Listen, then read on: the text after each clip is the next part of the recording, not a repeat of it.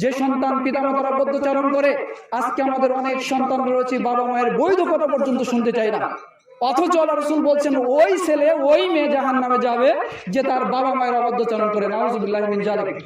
বাবা মা কি জিনিস জানো? রাসূল সাল্লাল্লাহু আলাইহি ওয়াসাল্লাম বলেছেন বাবার সন্তুষ্টিতে আল্লাহর সন্তুষ্টি, মায়ের সন্তুষ্টিতে আল্লাহ রাব্বুল আলামিনের সন্তুষ্টি। বাবাকে যে কোনো মর্মে সন্তুষ্ট করতেই হবে, মাকে যে কোনো মর্মে সন্তুষ্ট করতে হবে। আপনার মা আপনার বাবা যে নির্দেশনা দিচ্ছে এটা বৈধ হলে আপনি শিরোধার কর্তব্য হিসেবে অবশ্যই আপনাকে মানতে হবে। এখানেই বাবা সন্তুষ্ট হয়ে যাবেন, এতে করে আল্লাহ সন্তুষ্ট হয়ে যাবে। শুনে রাখুন, আল্লাহ রাসূল সাল্লাল্লাহু আলাইহি ওয়াসাল্লাম বলেছেন আল ওয়ালিদু আওসাতু আবওয়াবিল জান্নাহ। বাবা হচ্ছে একটা জান্নাতের গেটের দরজা। যার ইচ্ছা হোক সেটা রক্ষা করুন, যার ইচ্ছা হোক সেটা ভেঙে খান করে ফেলুন। এখন আপনি ভালো সন্তান হিসেবে কি করবেন বলেন? বাবার কথা শুনে বাবা মায়ের আনুগত্য করে আপনি আপনার এই জান্নাতের গেটটাকে আপনি অবশ্যই সুরক্ষা করবেন, না হলে তো ওই গেট দিয়ে আপনি জান্নাতে প্রবেশ করতে পারবেন না।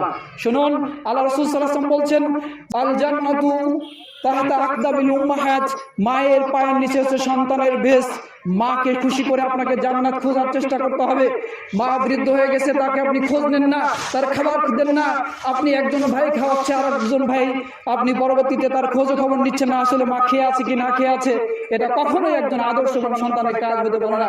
কারণ আল্লাহ রাসূল সাল্লাল্লাহু আলাইহি ওয়াসাল্লাম বলেছেন মায়ের পদতলে সন্তানের বেশ। বাবা হচ্ছে জান্নাতের গেটের দরজা, যাদেরকে সন্তুষ্টি করে একজন ছেলে জান্নাত পেতে পারে। শোনো যুবক, মনে করছো যে বাবা মা বৃদ্ধ হয়ে গেছে, বেশি বেশি খাই, বেশি বেশি খেয়ে আমার অর্থ সম্পদ ফুরিয়ে গেছে। না, শোনো, আল্লাহ রাসূল সাল্লাল্লাহু আলাইহি ওয়াসাল্লাম বলছেন ইবগুনি, আমার জন্য খুঁজে নিয়ে আসো দুআফা, ওই সমস্ত দুর্বল মানুষদেরকে, ফাইন্নামা তুনসারুনা ওয়া তুরজাকুনা, কেননা তাদের কারণে আল্লাহ রাব্বুল আলামিন রুজি দান করেন, তাদের কারণে আল্লাহ রাব্বুল আলামিন সাহায্য নেমে আসে। সুবহানাল্লাহ। দুর্বল কারা? আপনার ওই যে স্ত্রীকে আপনি খাবার দেন, স্ত্রী হচ্ছে দুর্বল, আপনার মেয়েটা দুর্বল, আপনার ছোট সোনামণিরা এরা দুর্বল, আরো হচ্ছে আপনার বাবা মা যখন বৃদ্ধ বয়সে চলে যাচ্ছে এরা হচ্ছে দুর্বল। আল্লাহ রাসূল এদেরকে খুঁজে নিয়ে আসতে বলছেন। কেন খুঁজে নিয়ে আসবা? এই জন্যই যে তাদের কারণে আল্লাহর পক্ষ থেকে রুজি আসে, তাদের কারণে আল্লাহর পক্ষ থেকে সাহায্য নেমে আসে। সুবহানাল্লাহি ওয়া বিহামদিহি। আজকে বুঝেছো তুমি ভাই যে বাবা মাকে খাবার দিলে আমার খাবার কমে যাবে না, বরঞ্চ আল্লাহ রাসূল সাল্লাল্লাহু আলাইহি ওয়াসাল্লাম বলছেন ওদের কারণে আল্লাহ আপনাকে সাহায্য করেন। আল্লাহ আপনাকে সুন্দর হাত পা দিয়েছেন, কাজ করতে পারছেন। আল্লাহ তো আপনার একটা পা নষ্ট করে দিতে পারতেন, আপনাকে প্যারালাইসিস আপনার বেড়ে রাখতে পারতেন, কিন্তু আপনি আপনার বাবা মাকে সহযোগিতা করার কারণে আল্লাহ আপনাকে সুস্থ রেখেছেন, উপার্জনের উত্তম সুযোগ দিয়েছেন। এই চিন্তা আপনার মাথায় কেন ঢুকে না?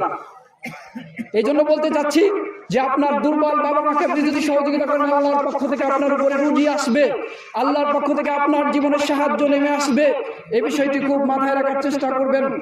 রাসূল সাল্লাল্লাহু আলাইহি ওয়াসাল্লাম আরেকটি হাদিসে এইভাবে বলেছেন যে বাবা মা হচ্ছে এমন একটি জায়গা যাদেরকে সন্তুষ্ট করার মধ্যে একজন সন্তানের ইহকালীন কল্যাণ এবং পরকালীন মুক্তি রয়েছে। রাসূল সাল্লাল্লাহু আলাইহি ওয়াসাল্লাম বলেছেন মান আহাব্বা আইয়াবসুতা লাহু রিজকিহি, যে ব্যক্তি চায় তার রুজি প্রবৃদ্ধি হোক, তার রুজিতে প্রবৃদ্ধি হোক এবং হায়াতে প্রবৃদ্ধি হোক, সেজন্য তার রেহেমের সম্পর্ক রক্ষা করে। ফালিউসিল রহিম, সেজন্য রেহেমের সম্পর্ক অর্থাৎ বাবা মার সাথে আমাদের রেহেমের সম্পর্ক, এদের জন্য সম্পর্ক যেন রক্ষা করে। সুবহানাল্লাহ। আপনি মনে করছেন যে বাবা মা কিছু খেলে কমে যাবে, জি না।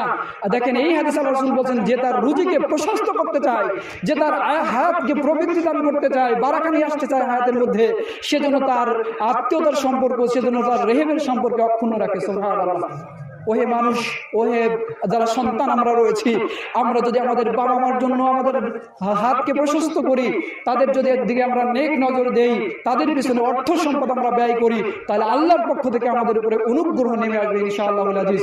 সুতরাং বাবা মাকে কখনোই ভারী মনে